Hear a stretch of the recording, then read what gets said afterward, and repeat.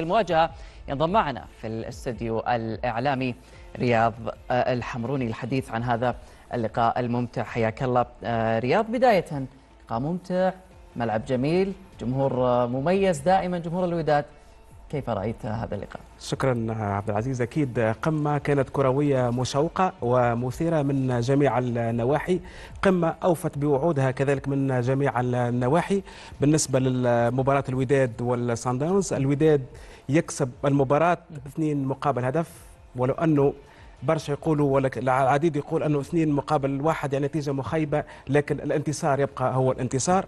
في مباراة اليوم الوداد يعني كسر عديد الأرقام القياسية، يضع حد لسيطرة صن داونز بالفوز 15 مباراة متتالية في إفريقيا دون هزيمة. اليوم ينهزم في مركب محمد الخامس.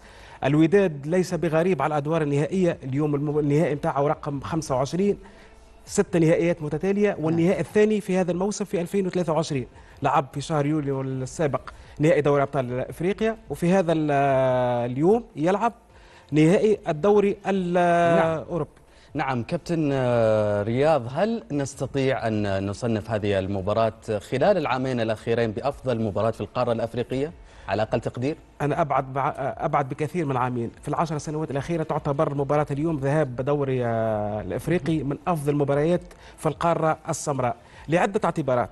الاعتبار الأول اللي هو رياضي تكتيكي. اليوم شاهدنا 2 مدربين ممتازين، يعني مدرب ماكوينا مدرب الجنوب افريقي صن داونز، وعديل رمزي مدرب الوداد. الاثنين الفكر اوروبي، الكره الشامله، الكره الجميله.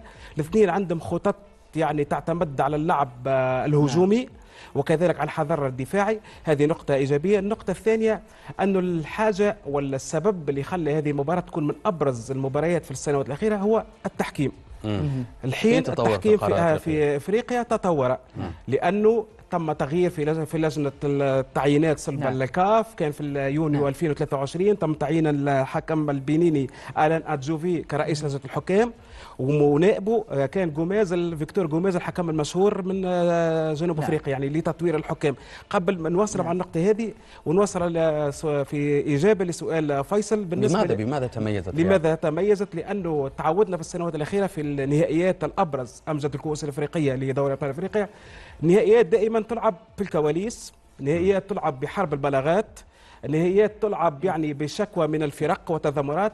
هذا النهائي يعني بإجماع الجميع نهائي نظيف، بدون يعني حرب، بدون بلاغات، اللعبة على المستطيل الأخضر. خلينا نروح للقاء الآخر، إياب نهائي السوبر أو دوري السوبر الأفريقي. صن داونز، تكلمنا عن الوداد. صن داونز يملك كرة حديثة، وصراحة يعني نادرا ما نشاهدها في افريقيا. افريقيا يعني معروفه كره دفاعيه وكره يعني قويه، لكن صن داونز يلعب كره ممتعه للعين وللنظر في الملعب. كيف تقرا حظوظ الفريق الجنوب افريقي في اياب نهائي السوبر الافريقي؟ هو المؤكد ان صن داونز من ابرز الفرق الافريقيه في السنوات الاخيره، يلعب الكره الجميله، الكره النظيفه.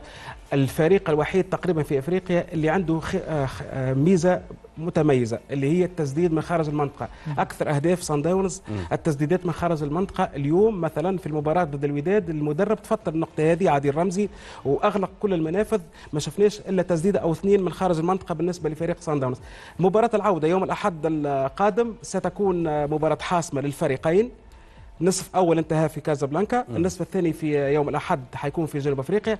لكن للتذكير انه في نسخه الموسم السابق في نصف نهائي دوري ابطال افريقيا في الذهاب تقابلوا الفريقين مع بعض، كان 0-0 في مركب محمد الخامس، وهدفين مقابل هدفين في بريتوريا في جنوب افريقيا. يعني الوداد متعود انه يسجل في جنوب افريقيا. الموسم السابق سجل هدفين، يعني كل الامور وارده بالنسبة للوداد أنه يكون الفريق العربي الأول المتوج بالدوري الأفريقي. ونذكر أن الوداد هو الفريق الأفريقي والعربي الوحيد اللي خاض كل الأدوار النهائية الممكنة في مختلف المسابقات الأفريقية.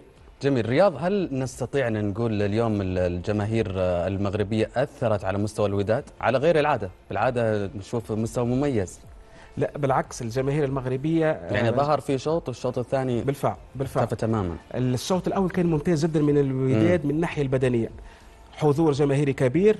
جماهير الوداد معروفة على الصعيد العربي وعلى الصعيد العالمي. في الشوط الثاني كان متوقع جدا الانهيار البدني لنادي الوداد، والدليل أنه أنت تلعب في 5 مباريات تقريبا في أقل من شهر.